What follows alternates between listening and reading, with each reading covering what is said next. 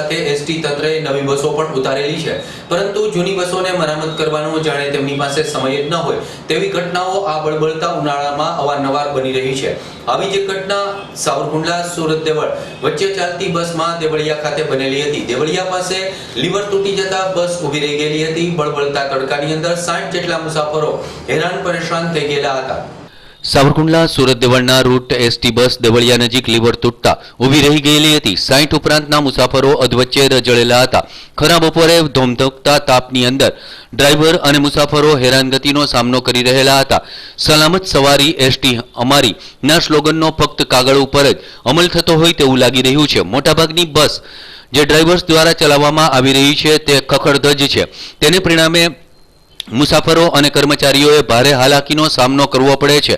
એક તરફ એસટી તંત્ર મોટા પાયે નવી બસો શરૂ કરવાની જાહેરાતો કરે છે, ત્યારે બીજી તરફ પ્રવર્તમાન બસોમાં પર્યાપ્ત પ્રમાણમાં સુવિધાઓ ન હોવાને કારણે મુસાફરીઓ રજળી પડે છે। ભર તડકે મુસાફરો આને પરિણામે હેરાન થાય છે, ત્યારે પણ એસટી તંત્રનું પેટનું પાણી હલતું નથી।